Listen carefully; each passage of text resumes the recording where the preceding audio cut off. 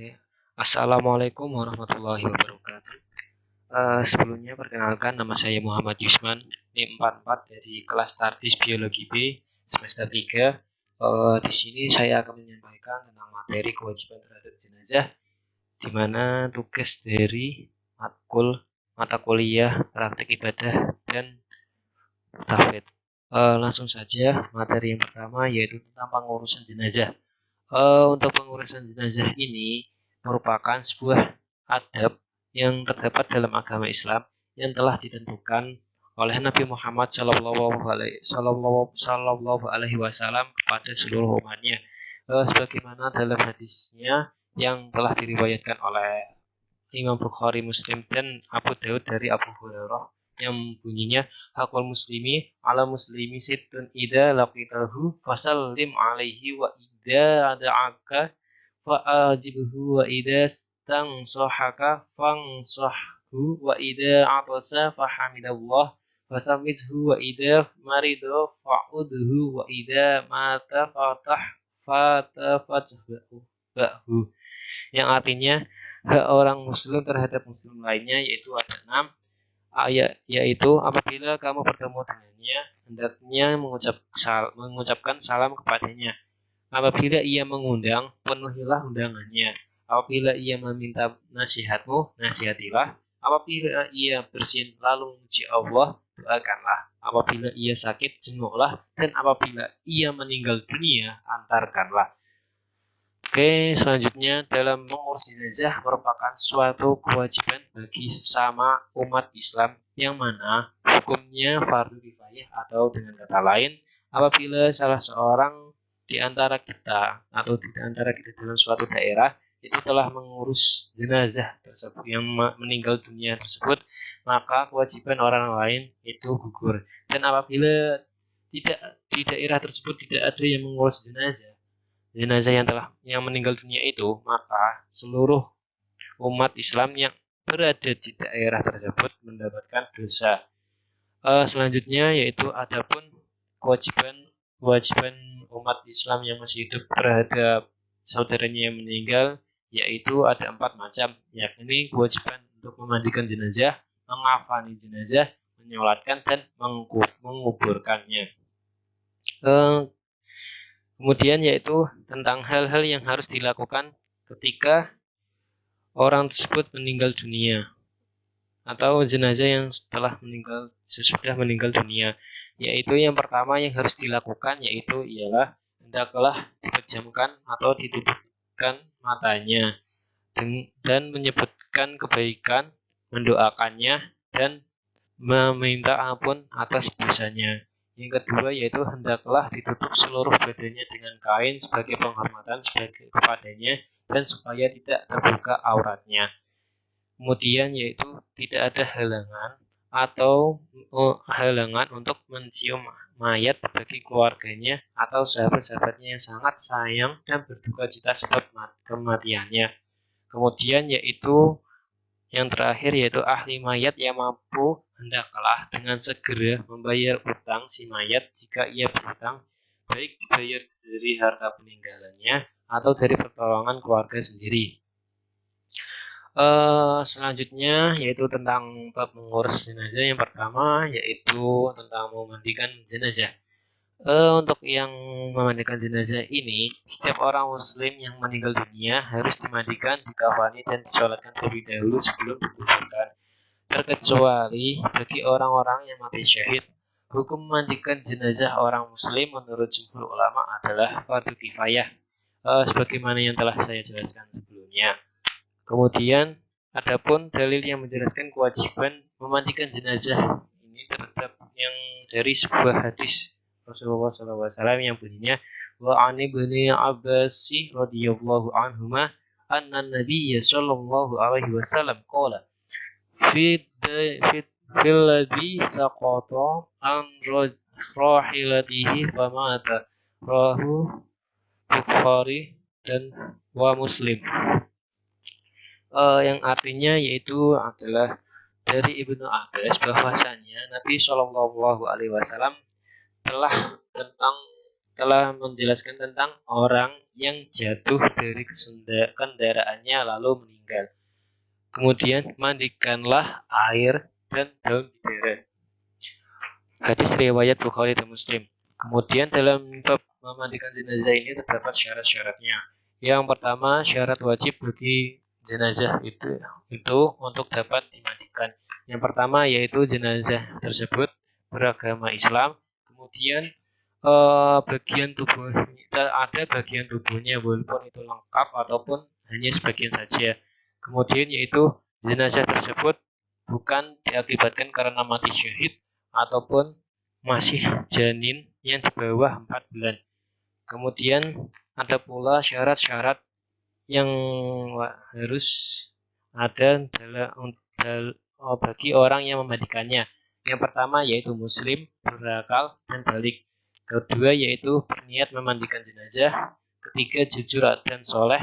Yang kelima terpercaya amanah, mengetahui hukum memandikan mayat, dan memandikan sebagaimana yang diajarkan sunnah serta mampu menutup aib si mayat. Kemudian yaitu tentang tempat memandikan jenazah. Hendaknya untuk memandikan jenazah ini yaitu menggunakan tempat yang tertutup dan aman dari pandangan mata.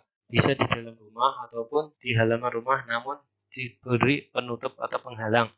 Usahakan untuk mayatnya ini dimandikan di atas dipan atau kayak meja atau yang kayak meja atau kursi gitu. Agar supaya tujuannya yaitu ialah mayat ini tidak terkena percikan air yang bekas dari memandikannya. Juga selain itu dianjurkan membakar kemenyan di sekitar tempat memandikan. Hal ini bertujuan untuk menghilangkan aroma yang kurang enak dari badan mayat. Selanjutnya yaitu tentang persiapan sebelum memandikan jenazah. Sebelum kita memandikan jenazah, alangkah baiknya untuk mempersiapkan hal-hal yang dibutuhkan saat untuk memandikan jenazah. Yang pertama yaitu sabun atau bahan lainnya yang dapat membersihkan tubuh si jenazah, air bersih secukupnya untuk proses memandikan. Jenis air ini yaitu air suci mensucikan. Kemudian tempat memandikan jenazah jangan terbuka, agak tinggi, serta kuat untuk menahan air. Yang selanjutnya yaitu handuk atau untuk yang digunakan untuk mengeringkan tubuh mayat. Selanjutnya itu kapas, kapur barus, serta daun bidara atau wewangian yang lain seperti bedak. Selanjutnya yaitu kain kafan. Kain kafan ini harus disiapkan berdasarkan ketentuan untuk laki-laki ataupun perempuan. Selanjutnya yaitu adalah orang-orang yang berhak untuk memandikan jenazah. Yang paling utama yaitu dalam memandikan jenazah ialah kerabat dekatnya. Bagi mayat laki-laki yaitu sesama laki-laki serta istri dan muhrimnya. Yang selanjutnya bagi mayat perempuan yaitu sesama perempuan ataupun suami dan muhrimnya. Dan untuk kanak-kanak laki-laki maupun kanak-kanak perempuan ini itu yang memandikan bebas, boleh laki-laki maupun perempuan. Yang penting apabila ada kerabat dekatnya lebih diutamakan untuk keluarganya atau kerabat dekatnya itu daripada orang lain. Untuk materi selanjutnya yaitu tentang tata cara memandikan jenazah. Pada mulanya kita terlebih dahulu siap menyediakan atau menyiapkan air sebanyak mungkin. Sekiranya itu cukup untuk memandikan jenazah tersebut hingga bersih. Kemudian kita menyiapkan air kapur barus, sabun, kain. Kemudian setelah sudah terkumpul, kita sudah siap semuanya. Selanjutnya sebelum memandikan kita niat terlebih dahulu. Niat untuk memandikan jenazah ini yaitu untuk jenazah laki-laki dewasa niatnya ialah nawaitul ghusla li hadzal mayyit fardhu kifayati lillahi ta'ala. Untuk jenazah perempuan dewasa yaitu nawaitul ghusla li hadzal mayyitati fardhu kifayati lillahi ta'ala. Kemudian untuk jenazah anak-anak laki-laki, yaitu nawaitul ghusla li hadal mayyit tifli fardul kifayati lillahi ta'ala. Kemudian untuk niat memandikan jenazah anak-anak perempuan, niatnya yaitu nawaitul ghusla li hadal mayyit tiflati fardul kifayati lillahi ta'ala. Selanjutnya sebelum memandikan kita memposisikan jenazah terlebih dahulu. Untuk kepalanya kita tinggikan agar airnya itu tidak mengalir ke arah kepala. Kemudian masukkan jari tangan yang telah dibalut dengan kain. Kain ini bisa dengan menggunakan kain kafan. Terus kain kafan untuk lebih kelebihan. Kemudian kainnya itu kita siwakan atau gosokkan ke gigi mayatnya. Kemudian setelahnya yaitu membersihkan hidungnya dan siram menggunakan air. Selanjutnya yaitu siramkan air dari sebelah kanan, bagian anggota tubuh bagian sebelah kanan terlebih dahulu, kemudian ke sebelah kiri tubuh jenazah. Yang selanjutnya yaitu setelah itu dudukkanlah mayit dan tekan-tekan perutnya agar kotoran yang masih ada dalam perutnya itu dapat keluar, serta bersihkan dubur mayit dengan niat istinja bagi mayit. Bacaan niatnya yaitu nawaitu istinja'i minal mayit fardun alayya lillahi ta'ala.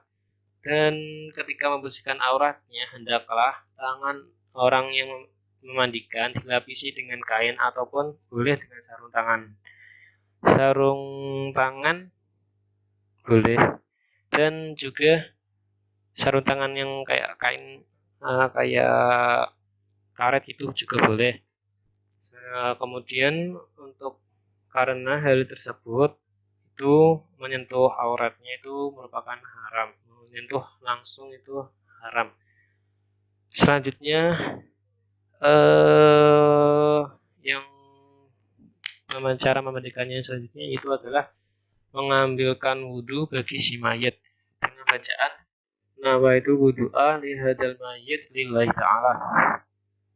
Setelah itu hendaklah dimandikan 3 kali dengan air sabun atau dengan air bidara, dengan memulainya di bagian yang kanan, dan seandainya 3 kali tidak cukup, misalnya belum bersih atau masih ada kotoran yang menempel, boleh untuk dilebihi menjadi 5 ataupun 7 kali.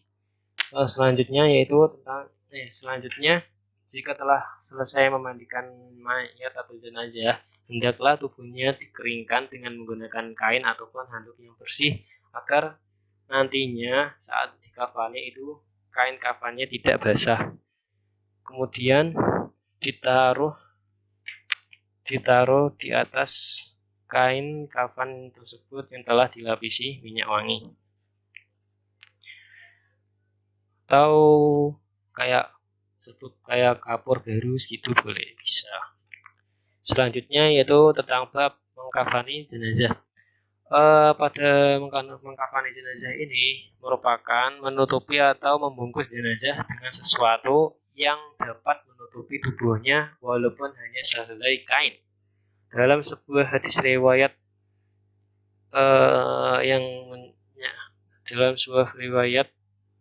hadis Rasulullah yang artinya kami hijrah bersama Rasulullah Shallallahu Alaihi Wasallam dengan mengharapkan keridhaan Allah Subhanahu Wa Taala, maka tentulah akan kami terima pahalanya dari Allah, karena di antara kami ada yang meninggal sebelum memperoleh hasil duniawi sedikit pun juga. Misalnya Mazhab bin Umar, dia tewas terbunuh di perang Uhud dan tidak ada buat kain kafannya kecuali selembar kain burdah. Jika kepalanya ditutup akan terbukalah kakinya, dan jika kakinya tertutup maka tersembul kepalanya. Maka Nabi Muhammad SAW menyuruh kami untuk menutupi kepalanya dan menaruh rumput izir pada kedua kakinya. Hadis riwayat Bukhari. Dalam mengkafani jenazah terdapat hal-hal yang disunahkan mengenai kain kafan. Kain kafan ini yang digunakan itu hendaknya kain kafan yang bagus, kemudian bersih, kering, dan juga dapat menutup seluruh tubuh mayat. Kain kafan ini hendaknya itu berwarna putih, kesunahannya itu berwarna putih. Untuk yang selanjutnya, jumlah kain kafan untuk mayit laki-laki itu disunahkan 3 lapis, sedangkan bagi mayit perempuan itu berjumlah 5 lapis, di mana 5 lapis tersebut yakni yang lapisan pertama yaitu adalah kerudung kepala, kemudian lapisan kedua baju kurung, kemudian yang ketiga penutup pinggang hingga kaki, yang lapisan keempat yaitu penutup pinggul dan paha, serta yang selanjutnya lapisan terakhir yaitu ini penutup seluruh tubuh. Sebelum kain kafan digunakan untuk membungkus atau mengkafani jenazah, kain kafan hendaknya diberi wangi-wangian terlebih dahulu, seperti kayak wabur garus atau seperti yang kayak minyak wangi-wangian gitu, minyak-minyakan gitu. Selanjutnya ya ini digunakan untuk bau dari jenazah itu tidak berbau, jenazah itu tidak berbau busuk atau ya gitu, seperti itu. Selanjutnya itu tidak berlebihan dalam mengkafani jenazah, itu secukupnya saja. Yang penting itu tubuh jenazah itu tertutup semua. Selanjutnya yaitu dalam mengkafani terdapat hal-hal yang harus diperhatikan dalam mengkafani jenazah. Yang pertama yaitu jenis kain kafan. Jenis kain kafan ini sama halnya saat ketika orang tersebut masih hidup, di mana dalam Islam laki-laki dilarang menggunakan kain kafan atau kain yang berbahan dari kain sutra, sedangkan perempuan itu dibolehkan. Selanjutnya yaitu dalam masalah ukuran. Ukuran kafan bagi mayat laki-laki maupun perempuan itu minimal yaitu adalah 1 lembar kain, di mana 1 lembar kain tersebut dapat menutup seluruh bagian tubuh mayat atau jenazah. Ukurannya ini disesuaikan dengan jenazah, sehingga ya jadinya itu tidak berlebihan. Untuk materi selanjutnya yaitu tata cara mengkafani jenazah laki-laki. Yang pertama yaitu bentangkan kain kafan sehelai demi helai. Yang paling bawah itu berukuran lebih besar dan luas, serta setiap lapisannya itu diberi kapur barus. Kemudian angkatlah jenazah dalam keadaan terlungkup dengan kain dan letakkan di atas kain kafan memanjang, lalu ditaburi wangi-wangian. Kemudian yaitu tutuplah lubang-lubang, yaitu lubang hidung, telinga, mulut, ubul dan dubur yang mungkin masih mengeluarkan kotoran dengan menggunakan kapas. Selanjutnya itu selimutkan kain kafan sebelah kanan yang paling atas, kemudian ujung lembar sebelah kiri. Selanjutnya lakukan seperti ini selembar demi lembar dengan cara yang sangat lembut dan hati-hati. Kemudian yaitu ikatlah dengan tali yang sudah disiapkan sebelumnya di bawah kain kafan, yaitu 3 tali ataupun 5 kali 5 ikatan tali ikatan. Kemudian yaitu jika kain kafan tidak cukup untuk menutupi seluruh badan mayat, maka tutuplah bagian atau kepalanya dan bagian kakinya yang terbuka. Boleh ditutup menggunakan daun atau daun kayu, rumput ataupun kertas. Jika seandainya tidak ada kain kafan kecuali sekedar menutup auratnya saja, maka tutuplah dengan apa saja yang ada. Kemudian yaitu cara mengkafani jenazah perempuan. Sama halnya dengan mengkafani jenazah laki-laki, cuma yang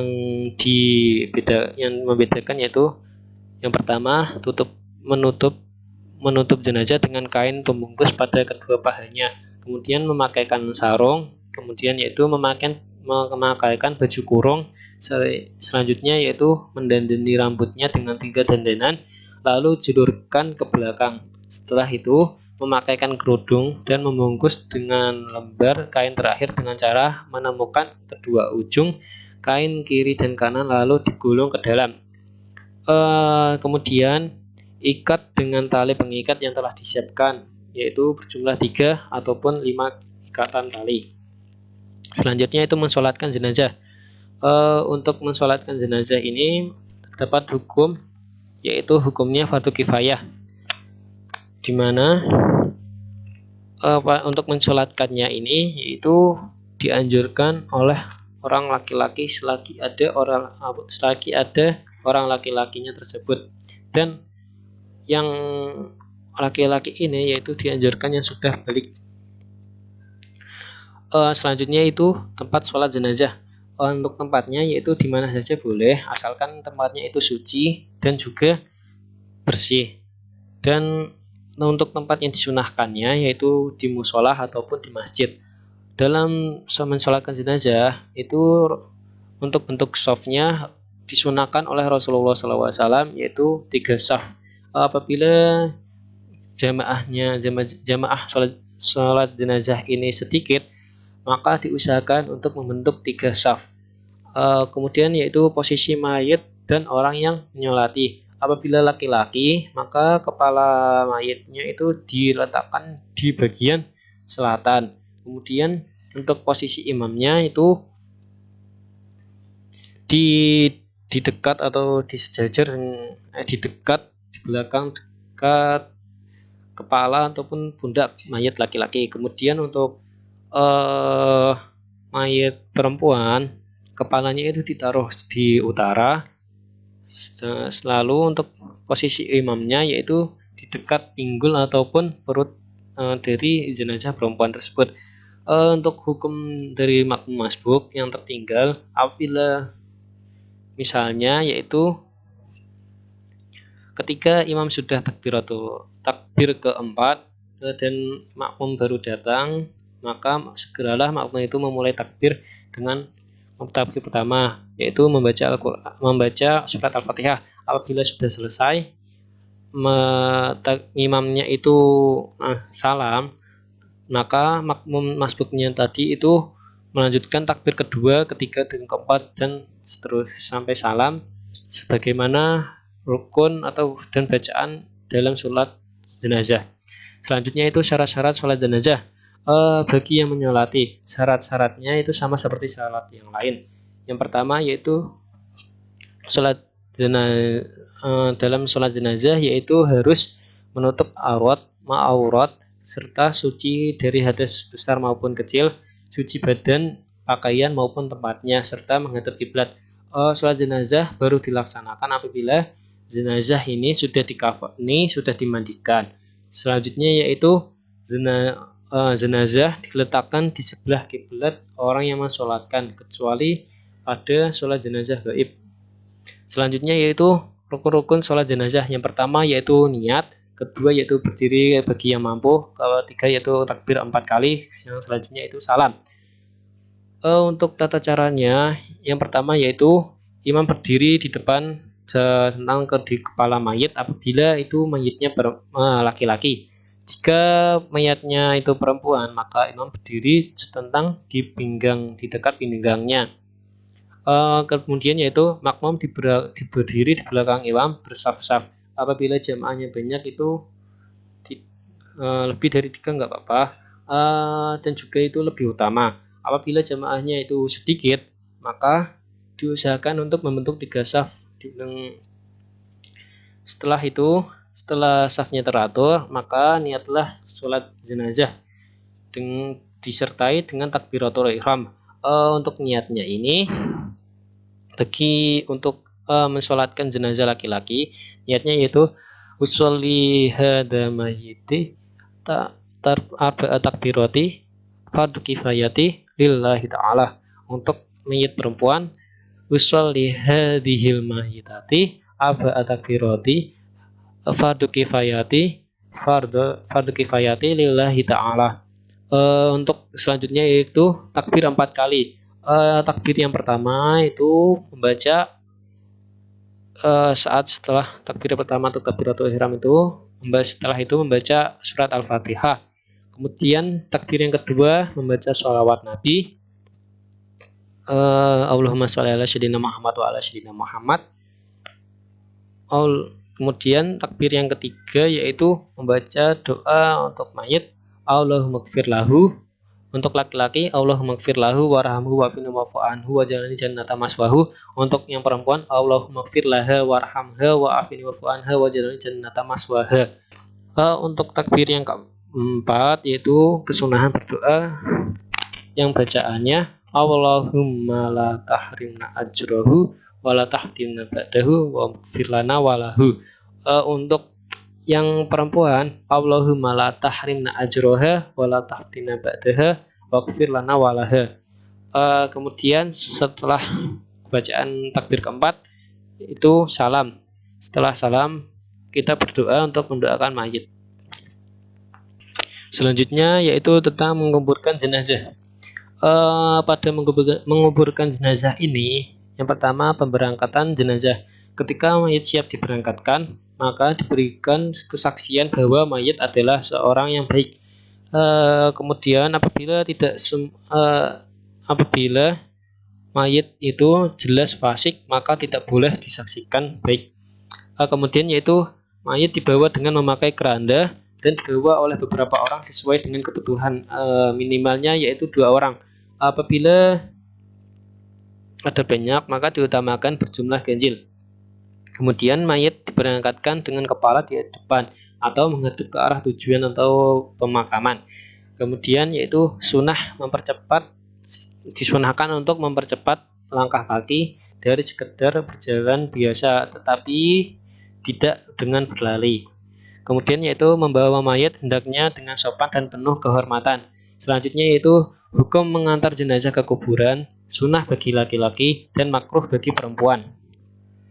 Selanjutnya yaitu bentuk lubang kubur. Di dalam hal ini terdapat 2 bentuk liang kubur. Yang pertama yakni ialah apabila tanahnya keras, maka lebih baik bentuk liang kuburnya yaitu liang lahat, di mana menggali bagian sisi barat dari lubang kubur sekitar cukup untuk tempat membaringkan jenazah tersebut. Kemudian yang selanjutnya itu apabila tanahnya lunak dan mudah sekali terjadi longsor dan juga berpasir, maka bentuk liang kuburnya yaitu berbentuk cempori, yaitu menggali sisi tengah dari lubang kubur dengan ukuran yang dapat membaringkan mayit, dan di sisi kanan kiri mayit itu diberi batu bata ataupun yang biasa kita kenal yaitu adalah gelu atau bantalan bola. Selanjutnya yaitu ialah cara meletakkan jenazah ke dalam kubur. Yang pertama itu keranda itu diletakkan di arah kaki lubang kubur atau di bagian selatan. Selanjutnya yaitu mayit dimasukkan ke dalam lubang kubur dengan perlahan-lahan, sedangkan yang menerimanya bila itu mayitnya perempuan, maka yang menerimanya itu mahramnya si mayit, dan apabila laki-laki maka yang menerimanya itu paling dekat hubungannya atau kerabatnya dengan si mayit. Ketika memasukkan mayit, disunahkan untuk membaca doa Bismillahi wa ala millati Rasulillah, yang artinya dengan menyebut nama Allah dan atas nama Rasulullah. Kemudian mayit diletakkan pada tempat yang telah dipersiapkan dan wajib dihadapkan ke arah kiblat. Ikatan kain kafan bagian kepala itu dibuka, lalu wajah dan pipi mayit ditempelkan ke tanah. Selanjutnya itu tubuh mayit disunahkan diberi gelu atau bantalan tanah yang berbentuk seperti bola yang jumlahnya 7. Fungsinya yaitu menjaga agar mayit tidak berubah atau terlentang ataupun terlungkup. Kemudian mayit ini dibacakan adzan dan iqomah. Selanjutnya yaitu cara meletakkan jenazah ke dalam kubur.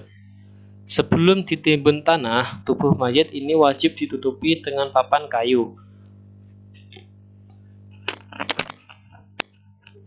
atau yang lainnya agar tanah ini itu tidak langsung mengenai si mayit.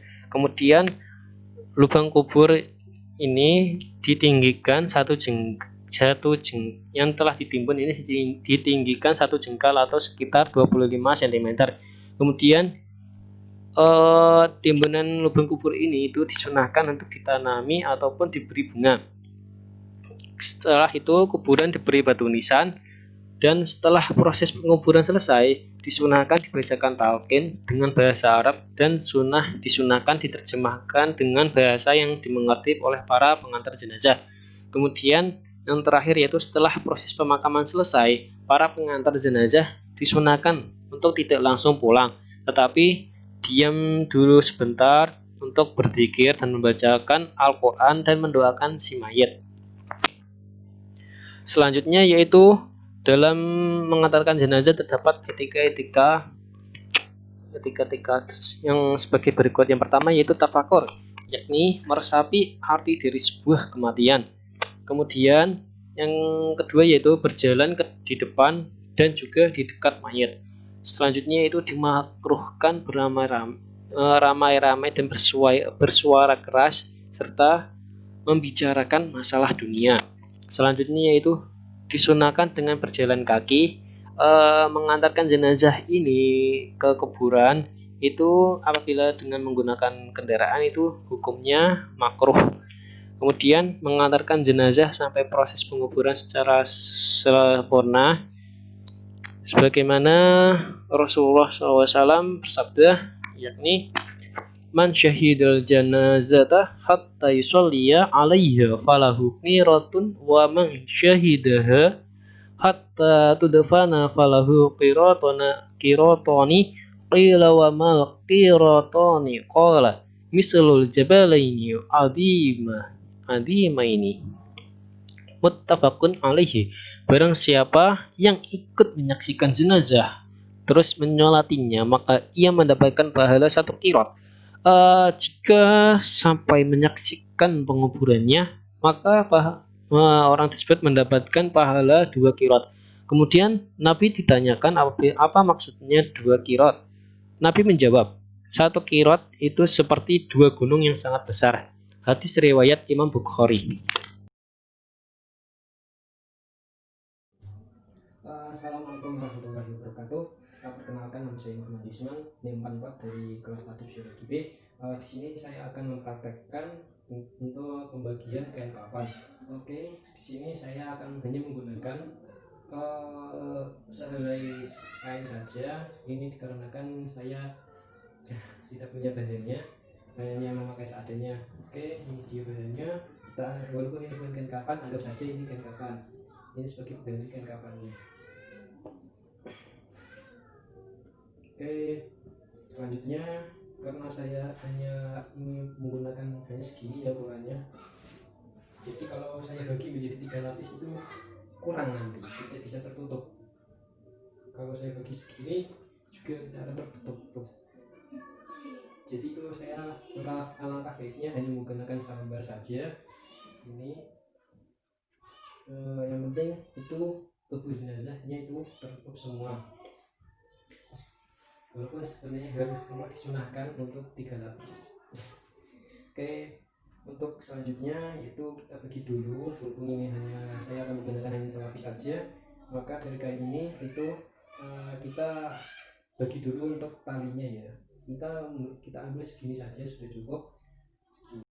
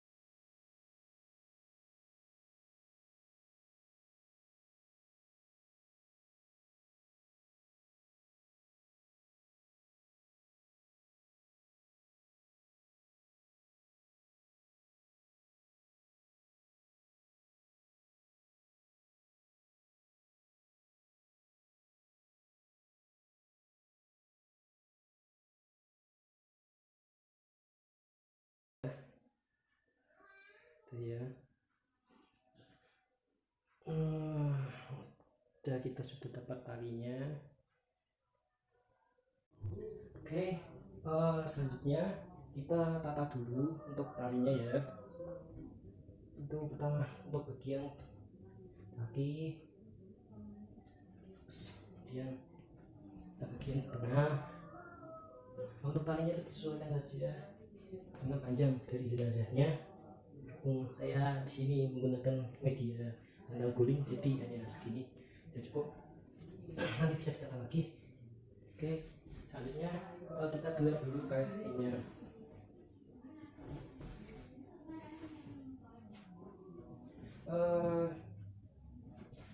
Jika kita menggunakan kain yang tiga lapis, kita lembar itu ditumpuk.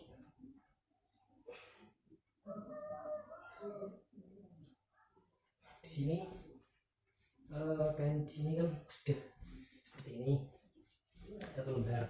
Itu kalau tiga lembar itu dilapisi lagi sampai 3 lembar kain.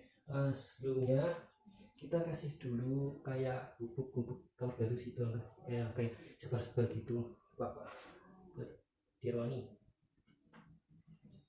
Kemudian setelah selesai kita beri baru atau wangi-wangian, kita taruh langsung jenazahnya.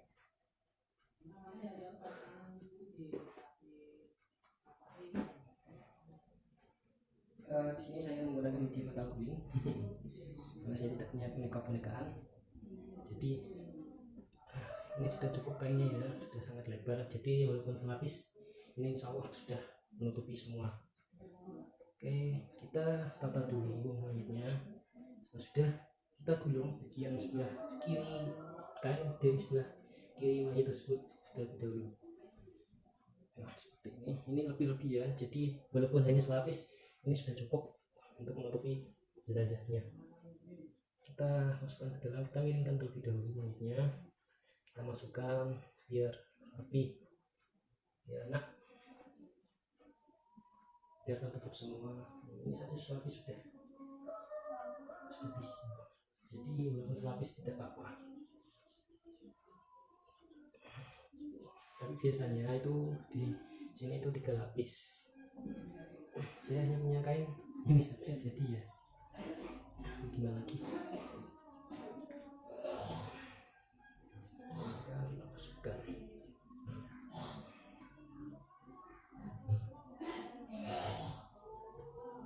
Oke, setelah selesai ya, kita ikat bagian atasnya dulu.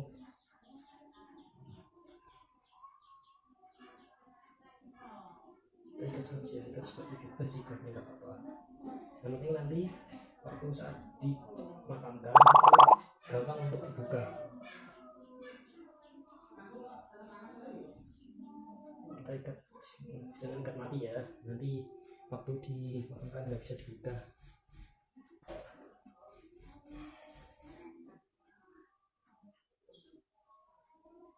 Tugasnya agak ini biar kapalnya tidak keluar.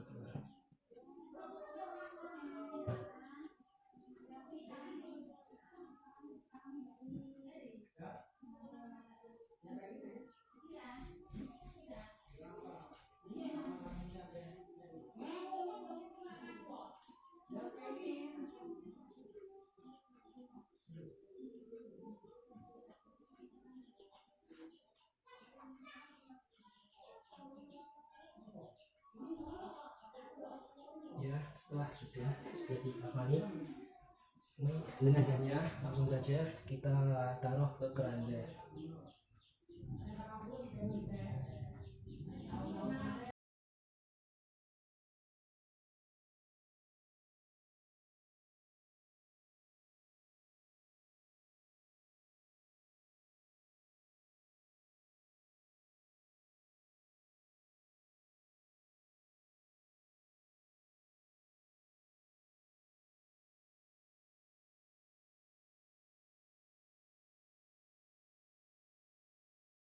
Bismillahirrahmanirrahim.